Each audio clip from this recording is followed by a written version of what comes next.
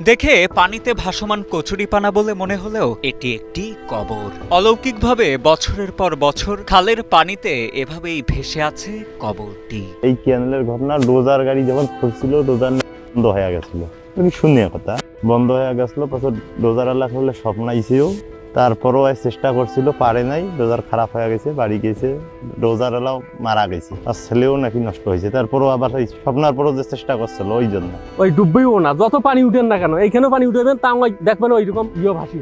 বন্যা কিংবা খরস্রোত তো দূরের কথা, স্থানীয়দের দাবি বুলডোজার দিয়েও সারানো যায়নি এ কবরটিকে। কবরটির কাছাকাছি গিয়েই বন্ধ হয়ে যায় বুলডোজার। এমনকি বর্ষা মৌসুমে খালে পানি বাড়লেও কবরটিকে কখনো ডোবানো যায় না বলে দাবি তাদের।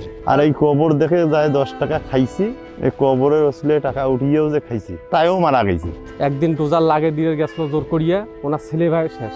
অলৌকিক এই কবরটি নীলফামারীর কিশোরগঞ্জ উপজেলার শীত রাজীব সরকার পাড়া এলাকায়। এলাকাবাসীর দেয়া তথ্যের ভিত্তিতে জানা যায় কবরে শায়িত মৃত ব্যক্তির নাম দেবারউদ্দিন হাজী। একসময় এলাকার একজন প্রভাবশালী ও ধনাঢ্য ব্যক্তি ছিলেন তিনি। এলাকার কল্যাণে নিজের 82 একর জমি দান করে পায়ে হেঁটেই তিনি হজ পালন করতে চলে যান সৌদি আরবে।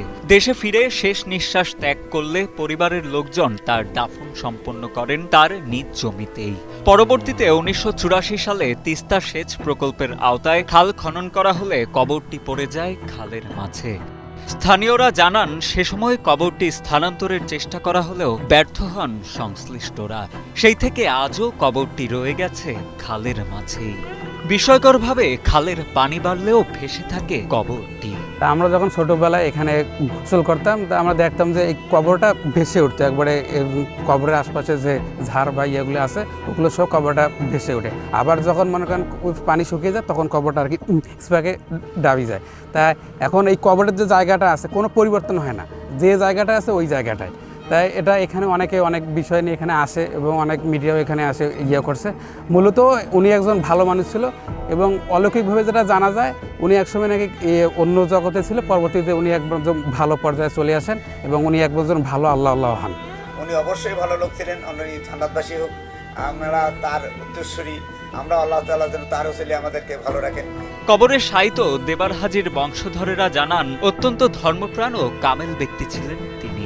কেউ কবরটির ক্ষতি করতে চাইলে স্বপ্নযোগে ভয় ভীতি প্রদর্শন ও ক্ষতি করার জনশ্রুতিও প্রচলিত আছে গ্রামটিতে। তাই কবরটির আশপাশে সচরাচর কেউ যান না বলেও জানান এলাকার অনেকে। বলে এটা গোড় থাক, তোমরা ছাড়ো, মাটি কাটা বাদ দাও, দেওয়ার পর পানি আইলে ওটা ঢলকি যায়, পানি ছাড়ি দিলে পানিতে ভাসি, তো গোড় ভাঙে না। উপাকে এপাকে আমরা গোসল করি, কেন নামি না ক্ষতি হল যাই না খারাপ মনে করে তার একটা ক্ষতি আছে হইবে। মোরে ভাই ওই পাইচা তুলি খাইছে, তাই একজন আজ কানা হয়ে গেছে, আমার নিজের মার কাটার।